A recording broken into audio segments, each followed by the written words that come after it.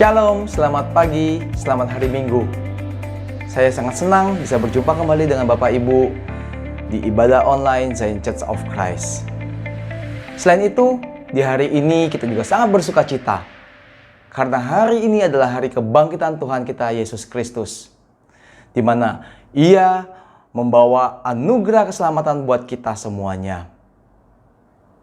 Di mana saat ini kita juga akan dibawa bersama dengan Yesus dari kemenangan menuju kemenangan yang lain. Tema gereja kita di bulan ini adalah Greatest Love. Kita akan belajar mengenai kasih yang paling besar dari Tuhan untuk kita semuanya. Sebelum kita mulai ibadah kita, mari kita berdoa bersama. Tuhan Yesus, kami bersyukur kami memiliki Allah seperti Engkau. Engkau begitu baik, Tuhan. Dan di hari ini, kami juga mau berdoa agar Engkau yang berkati hati dan pikiran kami, Tuhan. Agar kami bisa beribadah bersama. Agar kami bisa memuji menyembah Engkau. Agar kami bisa belajar lagi mengenai firman dari Engkau. Berkati Tuhan, buat semua pribadi yang mengikuti ibadah ini. Berkati pastor kami. Berkati setiap yang melayani Tuhan. Agar hanya nama-Mu yang dimuliakan. Kami buka ibadah kami di dalam satu nama yang kudus, nama Yesus Kristus. Haleluya. Amin.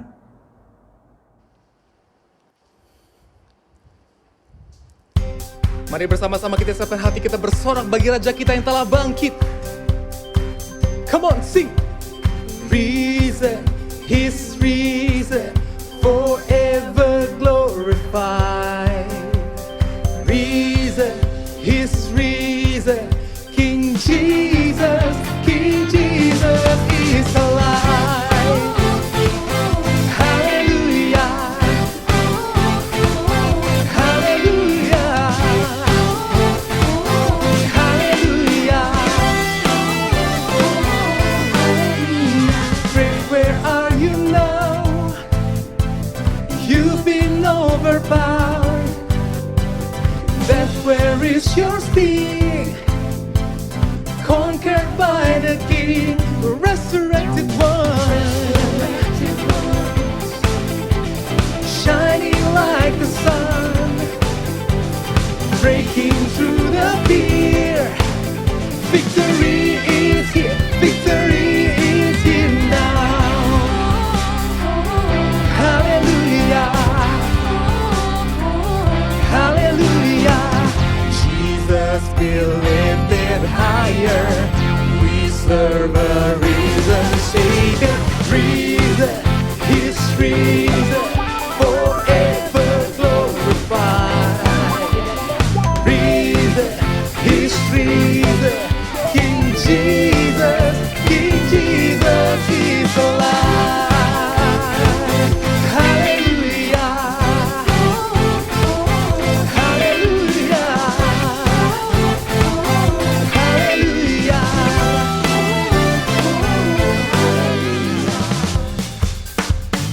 Resurrected one, shining like the sun, breaking through the fear. Victory is here, victory is here now. Hallelujah, hallelujah. Jesus be lifted higher.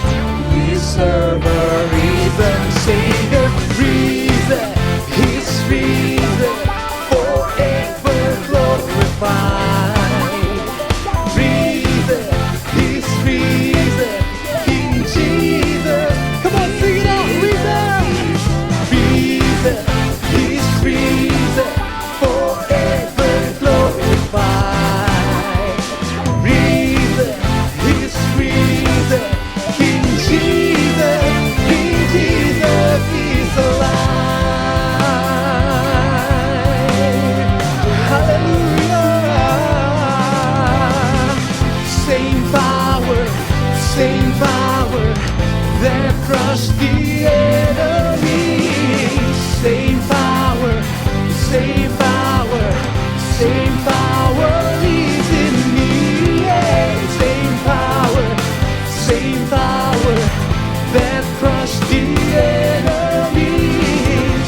same power, the same power, the same power lives in me. Yeah. Same power that crushed the enemy. Same power, same power, same power lives in me. Risen, He's risen, forever glorified. Risen, He's risen, King Jesus. Kamu lebih dahsyat lagi dari bagi Dia. Risen, He's risen, forever glorified. Risen, He's risen, King Jesus is alive. Hallelujah, hallelujah,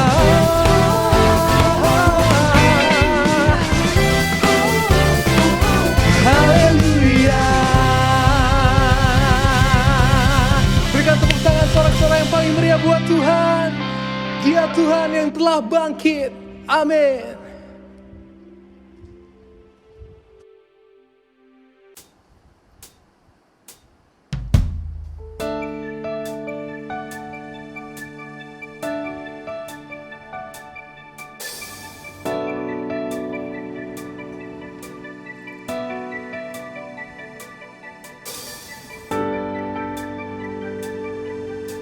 Saudara, di hari Paskah ini saya rindu untuk menyampaikan kepada saudara untuk kita sama-sama mau memuji nama Tuhan. Biar melalui pujian kita, bukan hanya kita yang diberkati, tapi setiap orang yang mendengar, mereka akan menerima sebuah kabar baik, sebuah pengharapan yang luar biasa melalui kebangkitan Yesus. Mari kita sama-sama kita suarakan kebesaran namanya, sebuah nama di atas segala nama. You are great God, the splendor of a king,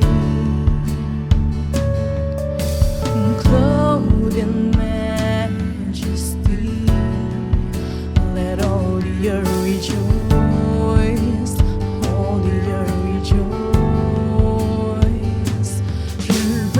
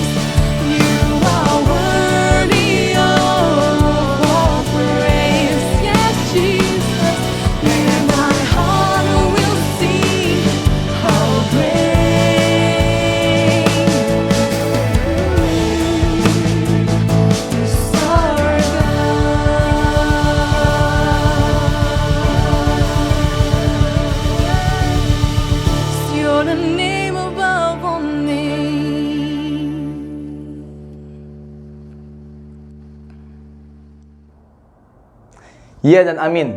Janjimu ialah ya dan amin dalam hidup kami. Kami percaya Tuhan, melalui anugerah keselamatan yang telah Engkau berikan, Engkau senantiasa ada buat kami. Dan kami bisa mengandalkan Engkau dalam segala hal. Saat ini kami juga mau bersatu dalam doa. Kami mau menaikkan pokok doa yang telah dituliskan oleh saudara kami. Mari kita bersatu dalam doa. Tuhan Yesus, tidak ada sosok pribadi lain Tuhan yang dapat kami andalkan selain Engkau. Di pagi hari ini kami juga mau menaikkan beberapa pokok doa buat saudara kami yang merindukan pasangan hidup, agar Engkau kirimkan pasangan yang sesuai dengan kehendak-Mu Tuhan, untuk bisa saling memberkati satu dengan yang lain. Buat yang berdoa untuk menghadapi ujian, Engkau juga yang sertai dalam persiapan ujiannya. Engkau yang berikan roh kepandaian Tuhan, agar bisa mengerjakan ujian semuanya dengan baik. Buat yang berdoa untuk kesembuhan orang tua, Engkau yang jamah Tuhan, agar orang tuanya juga disembuhkan, karena Engkau yang sudah selesaikan semuanya di atas kayu salib. Kami juga berdoa untuk bangsa dan negara kami Indonesia, agar Indonesia bisa segera pulih dari COVID-19, agar proses vaksinasi semuanya juga berjalan dengan lancar. Dan kami juga mau menyerahkan para pemimpin Indonesia Tuhan, agar diurapi untuk bisa memimpin bangsa dan negara kami ini dengan baik. Kami juga mau tolak segala perpecahan, segala kekacauan, agar kami bangsa Indonesia bisa hidup dengan rukun dan damai. Di saat yang bersamaan Tuhan Yesus, kami juga mau mengucap syukur atas jawaban doa buat proyek yang sudah mulai. Walaupun di tengah pandemi, yes, kami percaya Engkau yang jaga, Engkau yang sertai Tuhan. Dan juga kami berdoa untuk vaksinasi orang tua yang berjalan dengan lancar. Semuanya hanya karena kebaikan-Mu Tuhan. Dan kebaikan kemurahan yang sama, kami percaya telah Engkau siapkan buat kami. Haleluya. Amin. Bapak Ibu di Zion Church of Christ, kami semuanya rindu agar setiap pribadi bisa tertanam dan bertumbuh lebih di dalam Tuhan kita Yesus Kristus. Mazmur 92 ayat 14 berkata, mereka yang ditanam di bait Tuhan akan tunas di pelataran Allah kita. Karena itu kami mau mengundang semua Bapak Ibu, saudara-saudari semuanya, untuk bisa bergabung dalam cell group kami, iConnect, yang saat ini berlangsung secara online. Kita bertumbuh bersama dan perkembangan rohani saudara akan dipantau. Karena tidak ada pertumbuhan yang maksimal dalam kesendirian. Melalui iConnect ini juga, Bapak Ibu akan mendapatkan informasi tentang kegiatan-kegiatan di gereja. Untuk informasi lebih lengkap, bisa menghubungi nomor hotline yang tertera di bawah ini. Sebelum kita masuk dalam kebenaran firman Tuhan, saya mau mengundang Bapak Ibu untuk membaca ayat renungan minggu ini yang diambil dari 2 Korintus 5 ayat 17. Saya bacakan terlebih dahulu. Jadi, siapa yang ada di dalam Kristus, ia adalah ciptaan baru. Yang lama sudah berlalu, sesungguhnya yang baru sudah datang. Kita baca bersama. 3, 2, 1. 2 Korintus 5 ayat 17. Jadi, siapa yang ada dalam Kristus, ia adalah ciptaan baru. Yang lama sudah berlalu, sesungguhnya yang baru sudah datang. Mari kita persiapkan, kita memahami bahwa kita adalah ciptaan baru di dalam Kristus. Mari kita angkat lagi pujian ini.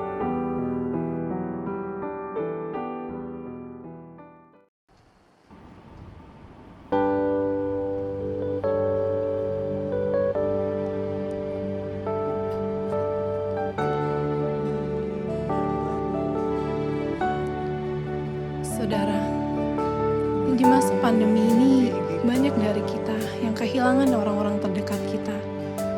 Bahkan kita banyak teman-teman, bahkan orang-orang yang mungkin sudah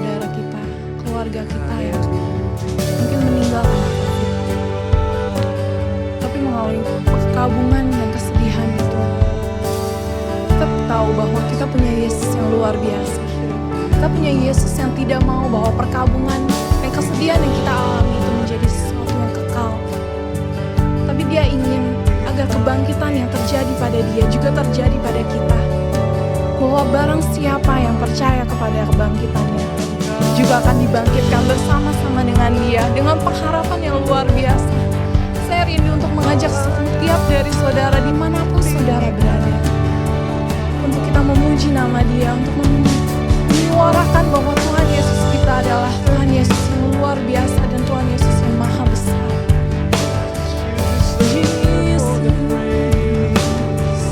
Boleh setiap lutut bertelut, dan setiap mulut mengaku, setiap lidah mengaku bahwa Yesus Kristus.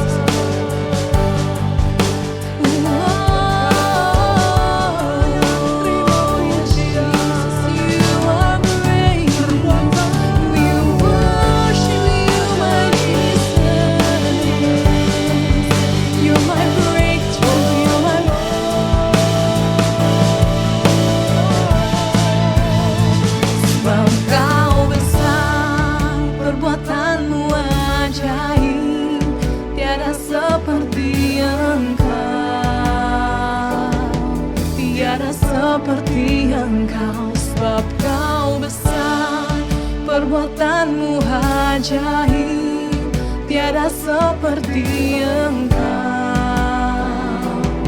tiada seperti Engkau. Oh, sebab Kau besar, perbuatanmu ajaib, tiada seperti seperti Engkau, sebab Kau besar, perbuatanmu ajaib, tiada seperti Engkau, tiada seperti Engkau. Oh, sebab Kau besar, sebab Kau besar, perbuatanmu ajaib, tiada seperti seperti Engkau, sebab Kau besar, perbuatanmu ajaib, tiada seperti Engkau, tiada seperti Engkau, tiada seperti Engkau, tiada seperti, tiada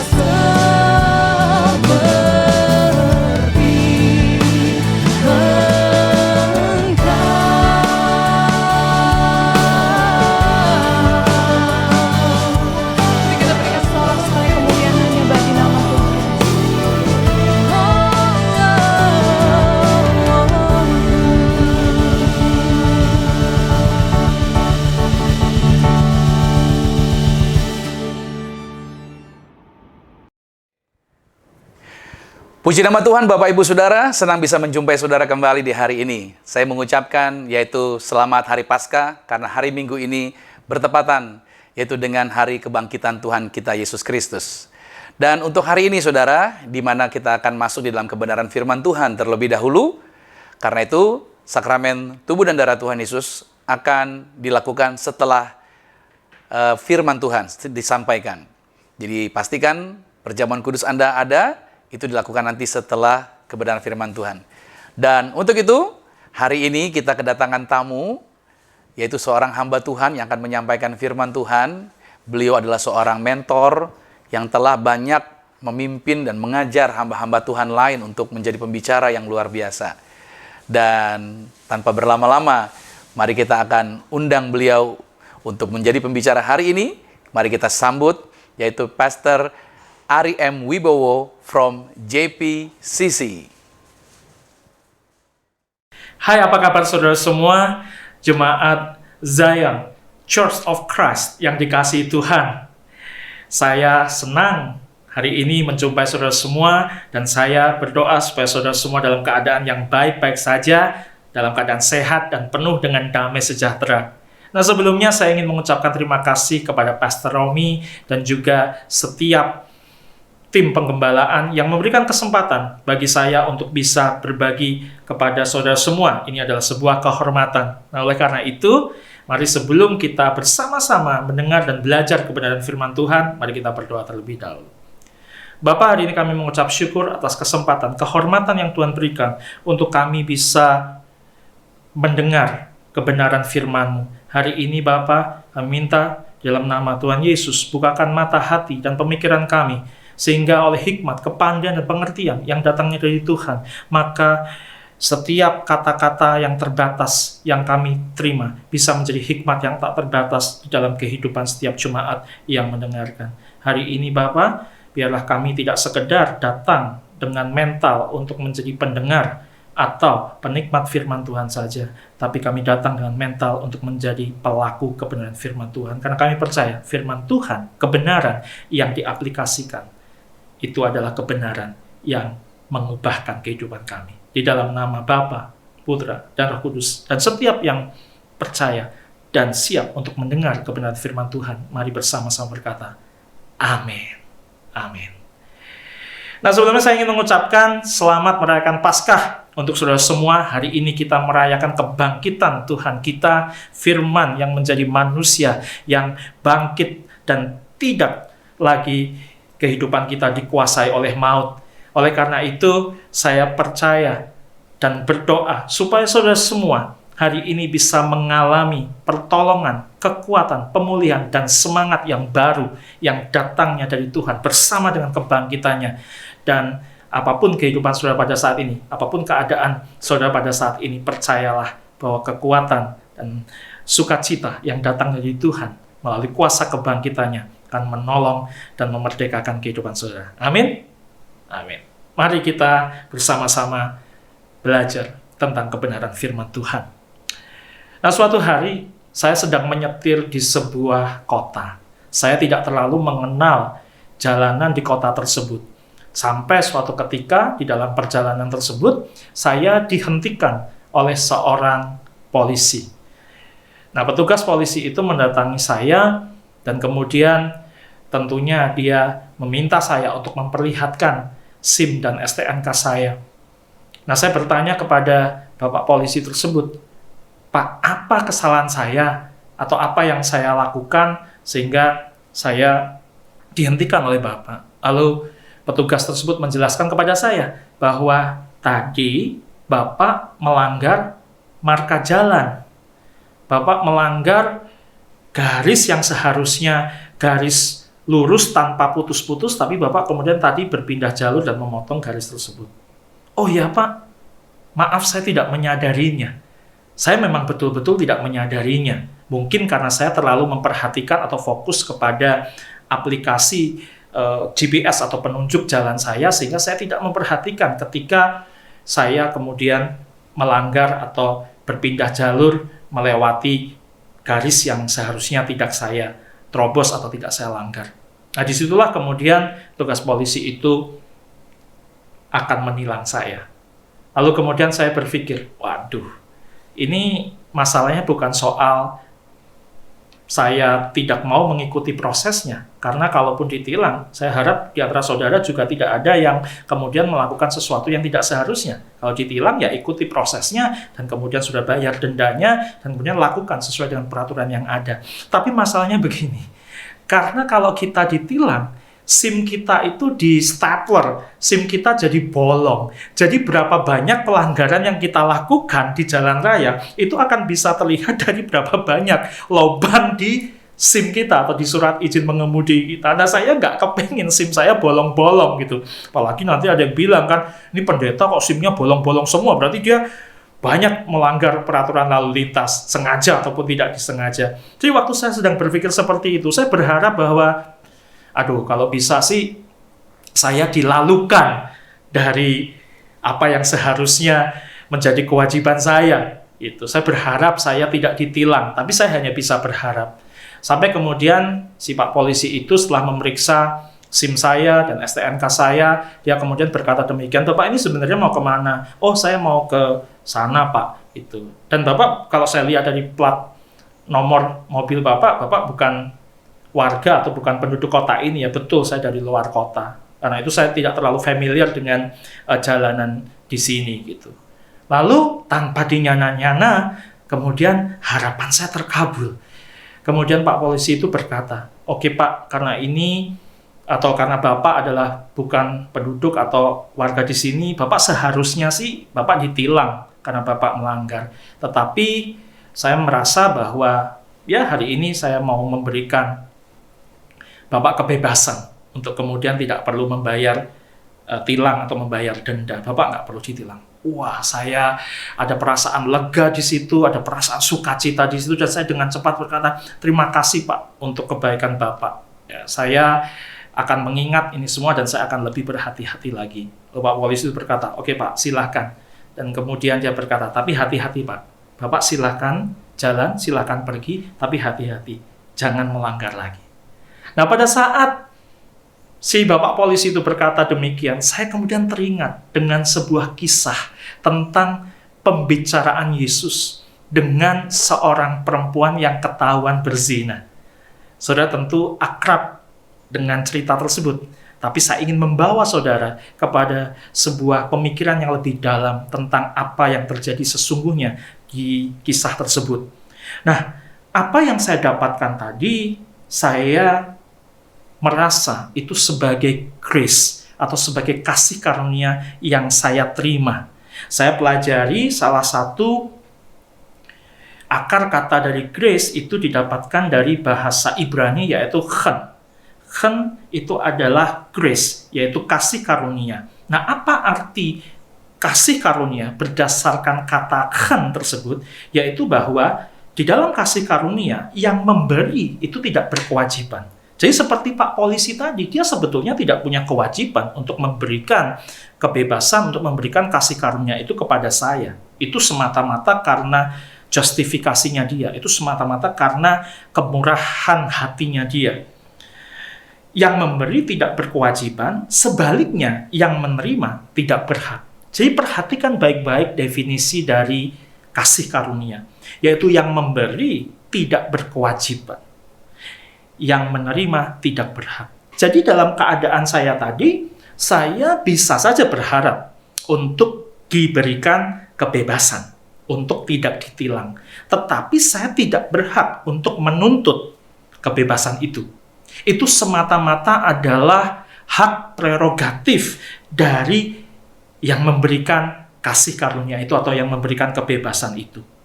Jadi yang memberi tidak berkewajiban, yang menerima tidak berhak. Itulah kenapa kehadiran Yesus di tengah-tengah dunia itu bukan karena hak kita untuk menuntut kebebasan, untuk menuntut kemerdekaan dari dosa di dalam kehidupan kita, tapi semata-mata adalah karena justifikasinya, adalah semata-mata karena hak prerogatifnya yang dia berikan untuk memberikan kebebasan kepada kita.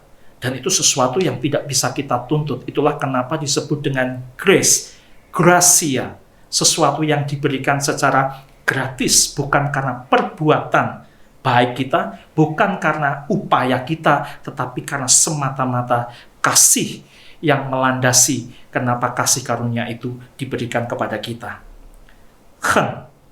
Grace, kasih karunia, yang memberi tidak berkewajiban, yang menerima tidak berhak untuk menuntutnya. Nah, bagaimana dengan kisah tentang perempuan yang ketahuan berzinah? Dan bagaimana pembicaraan terjadi dengan Yesus pada saat itu? Mari bersama-sama kita buka dari Yohanes 8 ayat 2-11. Yohanes 8 ayat 2-11.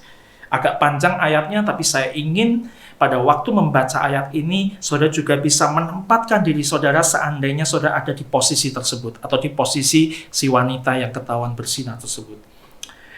Mari kita mulai pembacaan firman Tuhan ini. Pagi-pagi benar, ia, Yesus, berada lagi di bait Allah, dan seluruh rakyat datang kepadanya.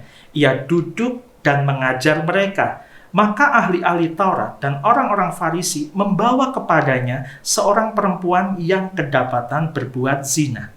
Mereka menempatkan perempuan itu di tengah-tengah, lalu berkata kepada Yesus, "Rabi, perempuan ini tertangkap basah ketika ia sedang berbuat zina. Perhatikan kata tertangkap basah, dan sebelumnya perhatikan pagi-pagi benar.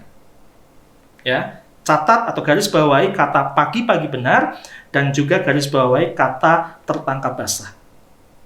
Musa dalam hukum Taurat memerintahkan kita untuk melempari perempuan-perempuan yang demikian. Apakah pendapatmu tentang hal itu? Mereka mengatakan hal itu untuk mencobai dia, untuk mencobai Yesus, supaya mereka memperoleh sesuatu untuk menyalahkannya. Tetapi Yesus membungkuk lalu menulis dengan jarinya di tanah. Nah, saya akan kembali kepada kata atau kalimat pagi-pagi benar. Kalau saudara mempelajari firman Tuhan, saudara baca Alkitab, biasanya pagi-pagi benar itu diartikan jam berapa sih? Ya, seringkali kan kita mendapati Yesus pagi-pagi benar, dia duduk di tempat yang teduh, di tempat yang tenang, kemudian dia berdoa. Nah, kata pagi-pagi benar itu jam berapa? Pasti bukan jam 6 pagi, bukan jam 7 pagi apalagi. Tapi pagi-pagi benar berarti pagi-pagi buta. Betul-betul pagi saat segala sesuatunya masih sepi dan belum banyak orang yang melakukan aktivitas di hari tersebut. Pagi-pagi benar. Nah, lalu perhatikan kata tertangkap basah. Berarti dengan demikian, ahli-ahli Taurat dan orang-orang Farisi ini di pagi-pagi benar tersebut, di pagi buta tersebut, menangkap basah si perempuan itu. Apa artinya menangkap basah? Menangkap pada saat perempuan itu sedang melakukan perbuatan zinanya. Saya bisa menangkap yang saya maksud? Pertanyaan saya. Kalau Yesus pagi-pagi benar ngapain? Dia di bait Allah, mengajar, dia berdoa. Itu pagi-pagi benar yang dilakukan Yesus. Tapi yang dilakukan oleh ahli Taurat dan orang-orang Farisi justru pagi-pagi benar. Ngintipin, nungguin orang berbuat zina. Berarti kalau menangkap basah, berarti kan orang-orang yang menangkap basah tersebut menyaksikan terlebih dahulu apa yang dilakukan oleh perempuan itu. Berarti siapa yang berdosa? Yang melihat juga berdosa, betul apa tidak? Nah, tapi kemudian di sini diposisikan oleh mereka bahwa yang berdosa atau yang paling berdosa adalah perempuan ini, dan itu yang kemudian mereka lakukan atau mereka tanyakan kepada Yesus untuk mencobai dia. Dengan tujuan apa? Dengan tujuan untuk memperoleh sesuatu untuk menyalahkan Yesus. Tetapi Yesus membungkuk lalu menulis dengan jarinya di tanah. Nah, perhatikan atau saudara garis bawahi terlebih dahulu kata atau kalimat supaya mereka memperoleh sesuatu untuk menyalahkannya. Supaya mereka memperoleh sesuatu. Nah, sesuatunya itu apa? Atau apa dasar dari mereka menyalahkan atau mendapatkan sesuatu untuk menyalahkan Yesus? Ya, saya akan lanjutkan dulu pembacaan firman Tuhan. Dan ketika mereka terus-menerus bertanya kepadanya, ia pun bangkit berdiri lalu berkata kepada mereka, barang siapa di antara kamu tidak berdosa, hendaklah ia yang pertama melemparkan batu kepada perempuan itu. Lalu ia membungkuk pula dan menulis di tanah. Tapi setelah mereka mendengar perkataan itu, pergilah mereka seorang demi seorang, mulai dari yang tertua. Akhirnya tinggallah Yesus seorang diri dengan perempuan itu yang tetap di tempatnya. Saya tidak punya banyak waktu untuk mengelaborasi, untuk mempelajari atau menjelaskan apa yang dilakukan Yesus atau kenapa Yesus menulis di atas tanah. Tetapi ada salah satu interpretasi kenapa setiap kali Yesus ditanyakan tentang atau dituntut oleh orang Farisi dan ahli Taurat untuk mengambil tindakan, dia cuma menulis di atas tanah.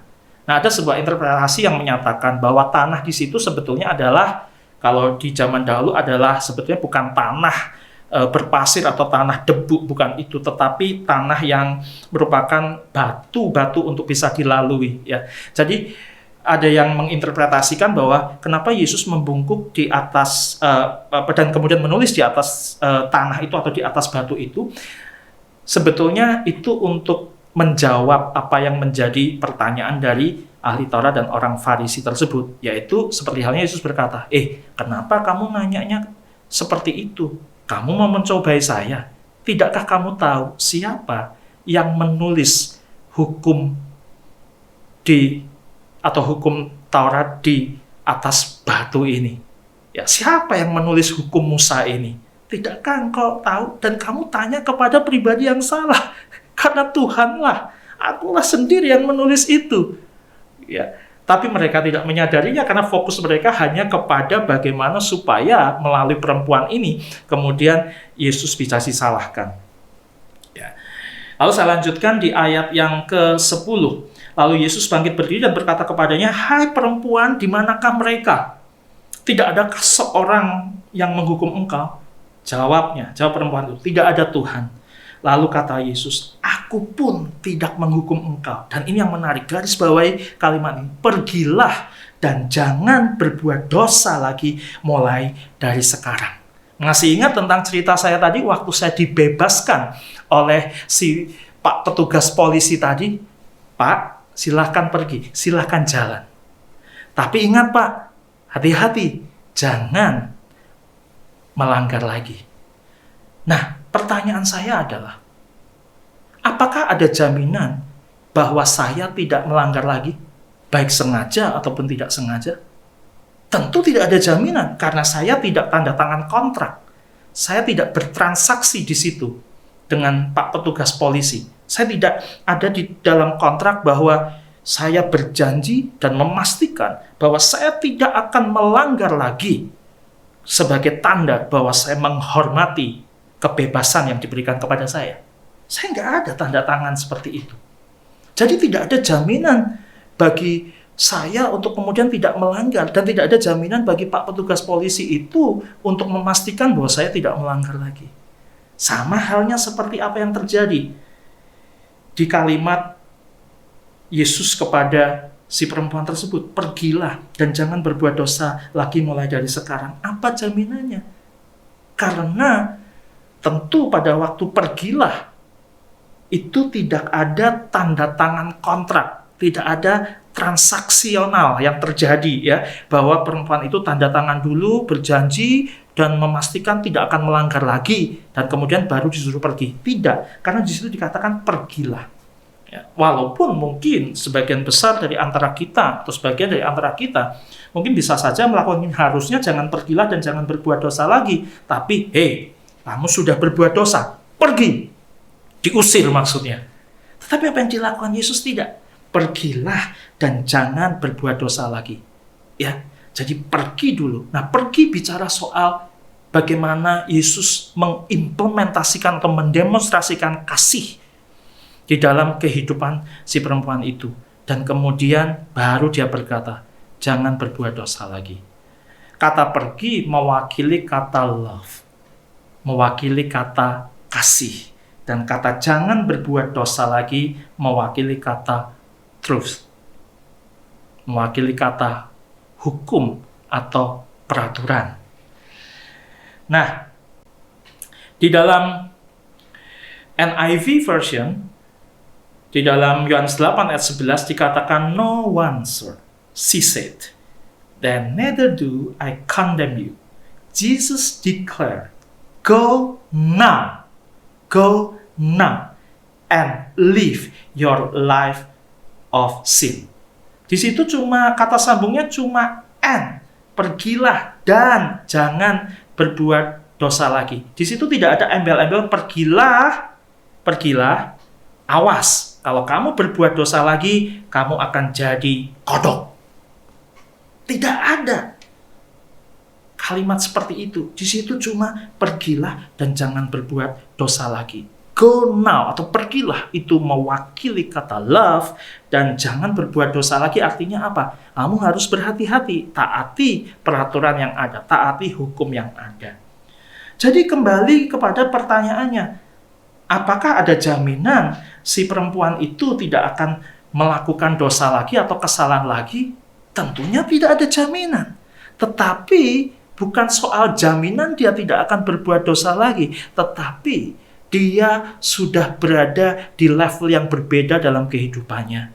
Dia menjadi pribadi yang lebih dewasa. Dia menjadi pribadi yang lebih bertanggung jawab. Dia menjadi pribadi yang akan berpikir 1000, sejuta kali untuk melakukan kesalahan yang sama. Karena dia mengalami bagaimana rasanya dibebaskan, bagaimana rasanya dimerdekakan, bagaimana rasanya dia mengalami kasih, bagaimana rasanya dia mengalami kasih karunia dalam kehidupannya, sesuatu yang sebelumnya tidak berhak untuk dia tuntut, untuk diberikan kepada dia, tetapi oleh karena kasih dan kebaikan dari Tuhan itu sendiri, maka kemudian perempuan itu bisa mengalami kebebasan itu. Dan saya teringat dengan kata taste and see, kecaplah dan lihatlah. Dan kalau di dalam bahasa Inggrisnya kata see di dalam taste and see bukan berarti see-nya itu adalah melihat atau menonton. Tetapi kata see di situ seperti halnya dengan sebuah pemahaman. Jadi kalau misalnya saya tidak tahu cara untuk menuju ke tempat tertentu, lalu kemudian saya bertanya kepada seseorang yang tahu, dan kemudian dia menjelaskan kepada saya dengan sangat baik, lalu kemudian saya bilang, oh I see, saya sudah mengerti. Kenapa saya mengerti? Karena saya bisa membayangkan apa yang akan saya alami, jalan mana yang akan saya lewati, dan seterusnya. Jadi see di situ bukan melihat dengan mata jasmani, tapi see di situ adalah membayangkan, mengimajinasikan seperti seolah-olah sudah mengalaminya, dan itu memberikan pemahaman kepada dia. Itulah karena taste and see, tetapi bukan see and taste, karena kita tidak bisa memahami tentang kasih itu sendiri atau betapa besarnya kasih itu di dalam kehidupan kita kalau kita tidak mengalaminya lebih dulu. Itulah yang dilakukan Yesus di dalam kehidupan kita. Dia membuat kita, atau di dalam konteks perempuan ini, dia memastikan perempuan itu mengalami kasih terlebih dahulu. Dia bisa taste kasih itu, dia bisa mengecap, dia bisa mencicipi apa rasanya dikasihi, apa rasanya diberikan atau mengalami kasih karunia, baru kemudian dia bisa berkata, then I see, sekarang saya mengerti bahwa kehidupan saya begitu berharga dan seharusnya saya tidak lagi jatuh ke dalam dosa atau lubang yang sama. Jadi kalau kita mengalami kasih itu lebih dulu, maka kemudian kita baru bisa mengerti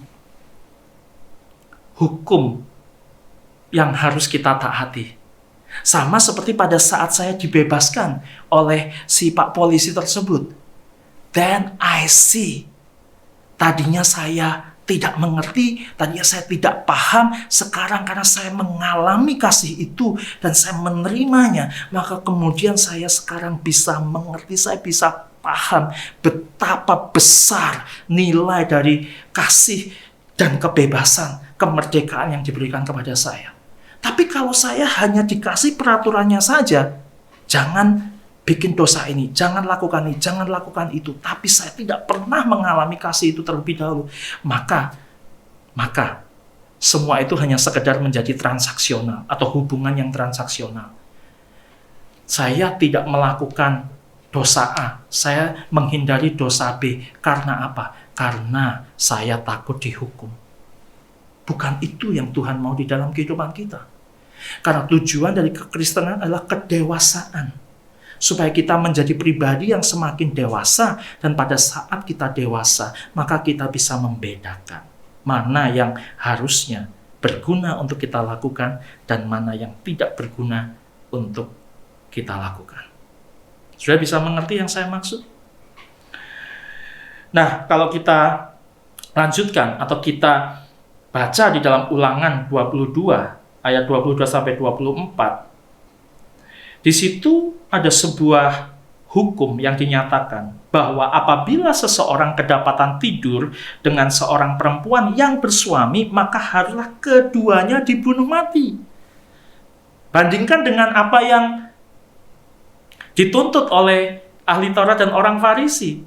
Hanya perempuan itu saja. Berarti mereka sendiri sudah mengkorupsi hukum yang sebenarnya. Karena hukum sebenarnya keduanya dibunuh mati. Laki-laki yang telah tidur dengan perempuan itu dan perempuan itu juga. Demikianlah harus kau hapuskan yang jahat itu dari antara orang Israel. Apabila ada seorang gadis yang masih perawan dan yang sudah bertunangan, jika seorang laki-laki bertemu dengan dia di kota dan tidur dengan dia, maka haruslah mereka keduanya kamu bawa keluar pintu gerbang kota dan kamu lempari dengan batu sehingga mati. Gadis itu walaupun di kota, ia tidak berteriak-teriak dan laki-laki itu, karena ia telah memperkosa istri sesamanya manusia. Demikianlah harus kau hapuskan yang jahat itu dari tengah-tengahmu. Nah, kalau dikembalikan atau di-refer kepada hukum yang ada di dalam perjanjian lama di Ulangan 22 ini, di situ hukumnya berkata keduanya harus dihukum. Tetapi apa yang dituntut dari orang Farisi dan ahli Taurat tadi adalah si perempuan itu saja. Terus laki-laki kan mana? Ya, berarti memang mereka memiliki motif untuk mencoba Yesus, untuk mencari alasan untuk menyalahkannya. Makanya Yesus kemudian nulis di atas batu, tidak tahukah kamu yang nulis hukum itu siapa? Dan kamu bertanya kepada orang yang salah. Sudah bisa membayangkan yang saya maksud ya? Nah, pertanyaannya kenapa sih orang Farisi dan ahli Taurat itu melakukan hal tersebut? Karena sebetulnya ada perbedaan antara hukum Taurat, hukum agama pada saat itu, dengan hukum yang dikeluarkan oleh pemerintah Romawi. Hukum Taurat berkata, kalau ada kasus yang berzina seperti ini, hukuman mati. Tetapi hukum dari pemerintah Romawi tidak berkata demikian.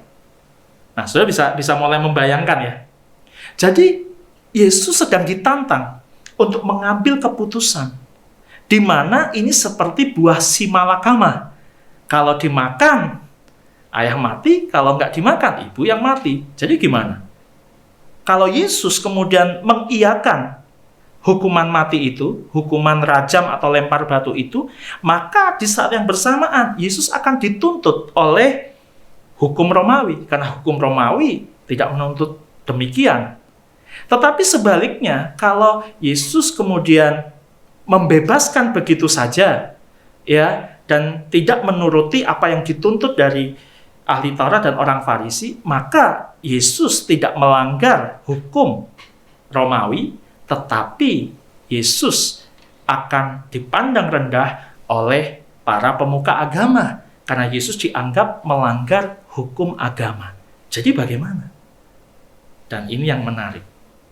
Apa yang dilakukan Yesus? Menjawab semuanya dengan sangat luar biasa. Dia tidak melanggar hukum Romawi. Kenapa? Karena dia tidak membiarkan terjadinya hukuman mati. Dan sebaliknya, dia tidak melanggar dari hukum agama. Karena apa? Karena di situ Yesus tidak sekedar membebaskan si perempuan itu, tapi Yesus menantang terlebih dahulu orang-orang yang ada di sekitarnya.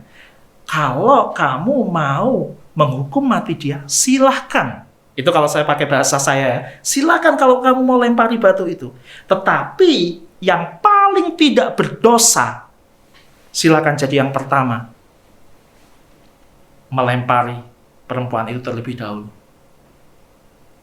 Dan semua orang tahu bahwa mereka tidak ada satupun yang tidak berdosa. Itulah kenapa kemudian tidak ada yang melemparinya. Jadi Yesus tidak melakukan kesalahan apapun, pelanggaran apapun, baik hukum agama dia tidak melanggar, dia sudah mempersilahkan kok. Iya kan? Kemudian hukum Romawi, dia juga tidak melanggarnya. Ini kehebatan Yesus sebagai seorang pemimpin, sebagai seorang guru. Bagaimana dia bisa mengambil keputusan di tengah-tengah pilihan yang sulit dalam kehidupannya. Nah, ini juga yang seharusnya membawa kita kepada sebuah pengertian bahwa kembali kepada tadi, tanpa seseorang mengalami kasih terlebih dahulu, maka sulit bagi dia untuk mengerti tentang kebenaran. Jadi bayangkan tentang love and truth atau grace and truth, kasih karunia dan kebenaran. Sebelum perempuan itu mengenal atau mengalami kasih di dalam kehidupannya, dalam menjalankan kehidupan, urusan berbuat dosa atau tidak berbuat dosa, dia hanya melihat truth itu sebagai hukum, sebagai peraturan. Dia melihat kebenaran-kebenaran yang ada di dalam kitab Taurat itu hanya sebagai sebuah hukum atau peraturan. Artinya apa? Semuanya bersifat transaksional. Kalau saya melakukan ini, saya bisa dihukum. Saya tidak melakukan ini, kenapa alasannya? Karena saya takut dihukum. Bukankah itu sebuah perilaku yang tidak dewasa? Kalau ada di antara saudara yang hari ini masih berpikir seperti ini, saya takut melakukan dosa ini, saya takut melakukan kesalahan ini, alasan saya tidak melanggar hal ini adalah karena saya takut nanti saya dihukum. Itu berarti kita belum dewasa. Tetapi kalau kita bisa mengerti bahwa kenapa kita menghindari dosa ini, kenapa kita tidak mau melakukan dosa itu, kenapa kita mencoba untuk hidup lebih baik. Ingat bahwa kebaikan kita itu tidak menyelamatkan kita, itu semua karena kasih karunia. Tapi apa alasannya? Kemudian kita tidak melakukan dosa, kita menghindari perbuatan yang tidak benar. Alasannya bukan lagi karena kita takut dihukum. Tapi alasannya ini. Karena saya sudah mengalami apa rasanya diampuni, apa rasanya mendapatkan kasih karunia yang tidak berhak untuk saya tuntut. Maka saya bisa melihat itu semua sebagai sebuah kehormatan. Itu semua sebagai nilai yang sedemikian tinggi. Dan saya tidak akan mempertaruhkan nilai itu. Saya tidak menganggap keselamatan, kemerdekaan yang diberikan kepada saya adalah sesuatu yang biasa-biasa saja. Tetapi kemerdekaan, keselamatan yang saya alami melalui kasih Kristus di dalam kehidupan saya, itu semua adalah nilai yang begitu berharga. Oleh karena itu alasan saya tidak atau berhati-hati untuk tidak melakukan dosa ini, tidak lagi melakukan dosa itu, bukan karena saya takut dihukum, tetapi karena saya menghormati kasih yang sedemikian besar di dalam kehidupan saya. Dan saya menghormati dan menjunjung tinggi apa yang sudah Yesus lakukan di dalam kehidupan saya. Dan saya menghormati keselamatan, kemerdekaan yang Tuhan berikan kepada saya. Dan oleh karena itu, maka hari ini saya bisa mengenal truth itu tidak sekedar sebagai sebuah hukum atau peraturan, tapi saya bisa mengenal truth sebagai kebenaran. Itulah kenapa dikatakan, akulah jalan dan kebenaran dan hidup. Pada saat kita mengalami kasih karunia itu, maka mari kerjakan keselamatan itu. Dan biarlah mengerjakan keselamatan itu dengan langkah-langkah untuk mengikuti jalan yang sudah disediakan Yesus dalam kehidupan kita. Dan percayalah, pada saat kita mengikuti jalan itu, maka kemudian kita akan mengalami atau kita bisa mengerti kebenaran itu. Dan ketika kita bisa memahami kebenaran itu, maka kebenaran itu adalah kebenaran yang memerdekakan kita. Dan pada saat kita mengalami kemerdekaan, maka kemudian ini yang terjadi. Kehidupan kita nggak cuma numpang lewat, tapi kehidupan kita menjadi kehidupan yang benar-benar hidup. Akulah jalan dan kebenaran dan hidup. Oleh karena aku mengikuti jalanmu, maka kemudian aku bisa mengenal kebenaran itu, dan kebenaran itu memerdekakan. Dan oleh karena kemerdekaan itu, maka aku menjadi hidup. Saya berdoa supaya saudara semua bisa menerima kebenaran firman ini dengan baik, sehingga saudara bisa menjalani kehidupan saudara tidak sekedar bahwa ya saya kan sudah diselamatkan, jadi kalaupun saya bikin dosa ini, bikin dosa itu, toh itu tidak mempengaruhi keselamatan saya. Atau sebaliknya, kita tidak berpikir bahwa jangan-jangan nanti kalau saya bikin dosa lagi, saya dihukum. Itu bukan pribadi yang dewasa. Sekali lagi, tujuan dari kekristenan adalah kedewasaan. Apa yang Yesus lakukan kepada kita seharusnya membawa kita kepada kedewasaan. Dan orang yang dewasa, seperti kata Paulus, tidak sekedar melihat segala sesuatunya berdasarkan benar atau salah, boleh atau tidak boleh, tapi melihat segala sesuatunya berdasarkan apa yang berguna dan yang tidak berguna. Dan apa tanda yang berguna? Yaitu yang berguna adalah yang membangun. Jadi bagaimana dengan kehidupan saudara? Apa yang membangun kehidupan saudara? Lakukan itu. Kalau saudara merasa melakukan ini berguna, lakukan itu. Kalau sudah merasa melakukan itu tidak berguna, ya jangan lakukan itu. Orang yang dewasa bisa mengerti, melakukan dosa tentu bukan sesuatu yang berguna dan bukan sesuatu yang membangun.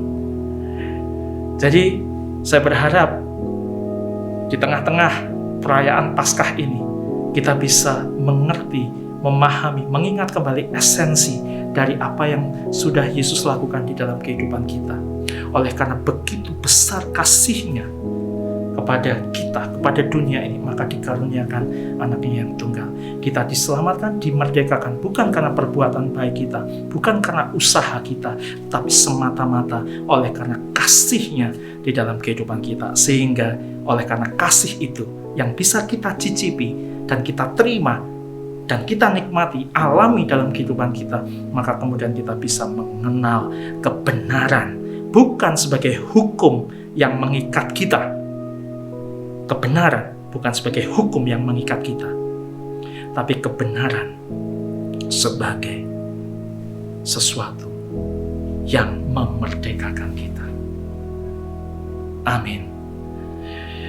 Saya berdoa bahwa apa yang disampaikan tadi bisa menolong saudara semua untuk memilah mana yang perlu saudara lakukan di dalam kehidupan saudara dan mana yang tidak perlu dilakukan. Sebagai tanda bahwa kita mengerjakan keselamatan yang Tuhan sudah berikan secara gratis di dalam kehidupan kita. Supaya dengan demikian, sekali lagi, kehidupan kita tidak sekedar menjadi kehidupan yang numpang lewat, tapi menjadi kehidupan yang mencapai tujuan, yaitu menjadi pribadi yang dewasa. Pribadi yang dewasa adalah pribadi yang bisa menghormati kasih di dalam kehidupannya, bisa melakukan kehidupannya dengan penuh kasih, dan kemudian bisa mengambil keputusan berdasarkan apa yang membangun dan tidak membangun dalam kehidupan kita.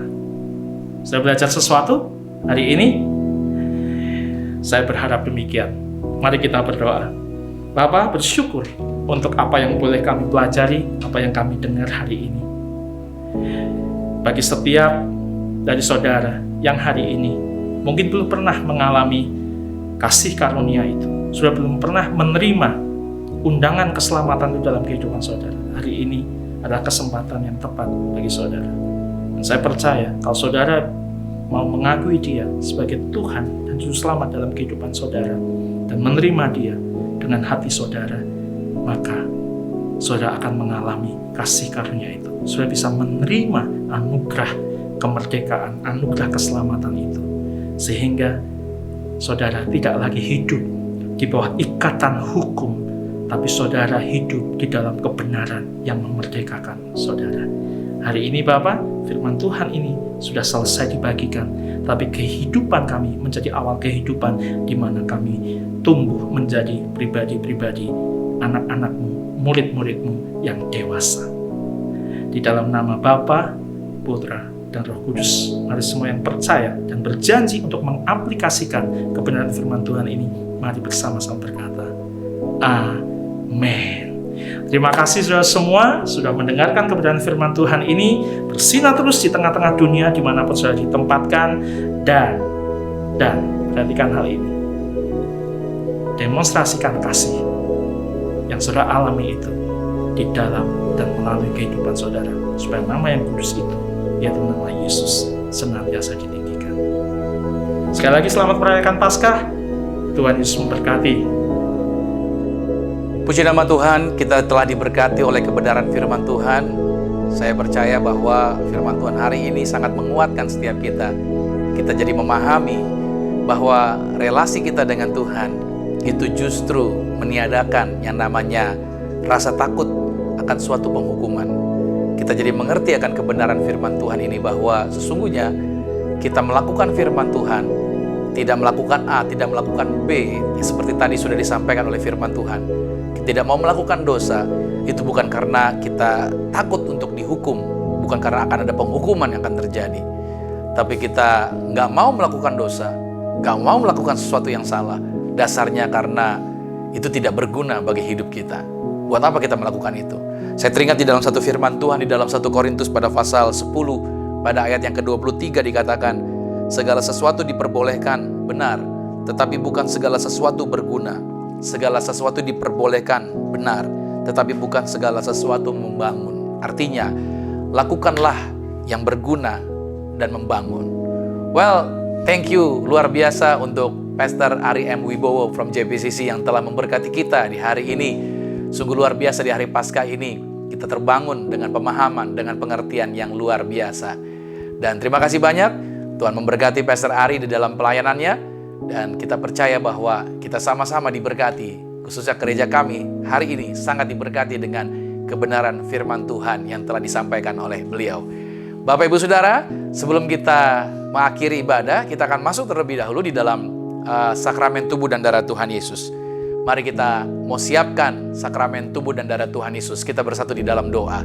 Tuhan Yesus, terima kasih kami diberkati sungguh luar biasa di hari ini. Firman-Mu menguatkan kami, Firman-Mu menjaminkan kami untuk kami bukan lagi menjadi orang-orang yang ketakutan, tapi menjadi orang-orang yang sadar bahwa kami sangat dikasihi oleh Tuhan. Thank you Lord Jesus. Kami menyadari konsep kebenaran ini, bahwa sesungguhnya Tuhan memberikan kami bukan karena kami punya hak, tetapi karena Tuhan mengasihi kami. Maka karena itu Tuhan, Kau memberikan cinta-Mu, Engkau korbankan tubuh-Mu, Engkau curahkan darah-Mu. Di hari ini Tuhan, kami merayakan kebangkitan Tuhan. Justru kebangkitan Tuhan menjaminkan sukacita yang luar biasa bagi kehidupan kami. Karena itu Tuhan Yesus Kristus berkati seluruh anak-anak-Mu, berkati juga Pastor Ari M. Wibowo yang telah menyampaikan firman Tuhan di hari ini Tuhan.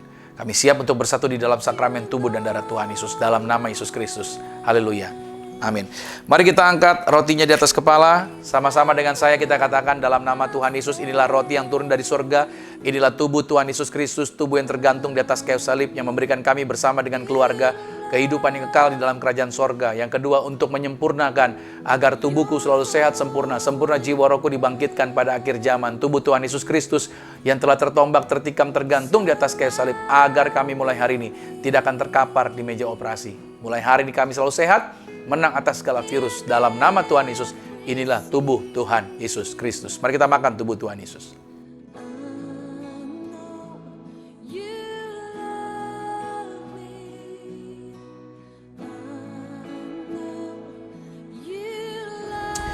Demikian pula kita mengangkat sakramen ini, anggur ini, sama-sama dengan saya katakan dalam nama Tuhan Yesus, inilah darah Yesus Kristus, darah yang tercurah di atas kayu salib sebagai perjanjian yang baru dan yang kekal, yang menjaminkan kehidupan kami di bumi sama seperti di sorga. Kami percaya apa saja yang kami pegang, yang kami sentuh, yang kami kerjakan, dibuat Tuhan berhasil.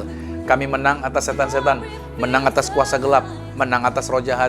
Kami tolak segala virus, kami tolak segala penyakit, kami tolak segala kelemahan tubuh. Dalam nama Tuhan Yesus, oleh bilur-bilur Yesus, kami sudah disembuhkan dalam nama Yesus. Inilah darah Yesus Kristus. Mari kita minum darah Tuhan Yesus Kristus.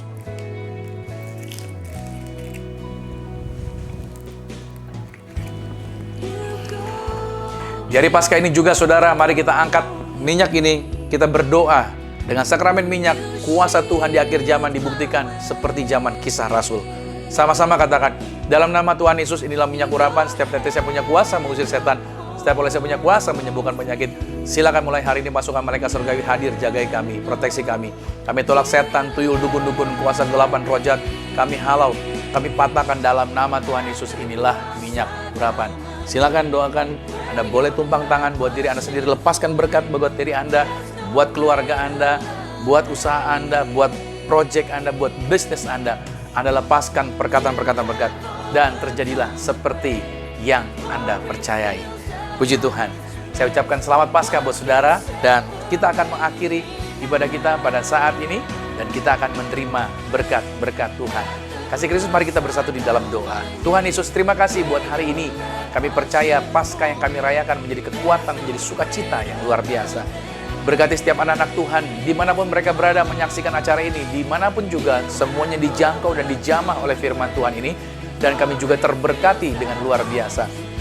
Berkati juga yaitu hamba-Mu Pastor Ari M. Wibowo yang telah menyampaikan firman Tuhan. Tuhan berkati senantiasa bersama dengan keluarga. Apa yang menjadi pelayanannya, Tuhan terus akan angkat naik, dan Tuhan akan buat selalu menjadi luar biasa, jadi berkat dimanapun beliau berada. Terima kasih Tuhan Yesus, berkati gereja kami Zion Church of Christ di dalam pelayanan-pelayanan kami, melalui siaran-siaran online kami, melalui ibadah-ibadah di tengah minggu juga diberkati Tuhan. Kami berdoa setiap anak-anak Tuhan diperlengkapi, diperkuat iman mereka, dan kami semua menjadi pribadi-pribadi yang sama seperti Kristus, jadi terang, jadi garam, dan kehidupan kami berdampak bagi dunia ini. Terima kasih Tuhan, kami mengerti kebenaran dan kami percaya kasih Tuhan menyertai kami. Setiap teman-teman yang sudah terlibat melayani, setiap pengorbanan mereka digantikan yang luar biasa. Dan setiap tangan-tangan yang sudah memberikan korban syukur juga Tuhan berkati kembali secara luar biasa. Terima kasih Tuhan, dan saatnya kami akan mengakhiri untuk terima berkat-berkat Tuhan. Kekasih Kristus, aminkan setiap berkat ini menjadi milik kita. Diberkatilah engkau di dalam usahamu, diberkatilah engkau di dalam pekerjaanmu, diberkatilah engkau di dalam setiap proyek pekerjaanmu. Maka siapa saja tinggal dengan engkau diberkati, keluargamu diberkati, orang tuamu diberkati, saudara-saudarimu diberkati, rumah tanggamu berbahagia.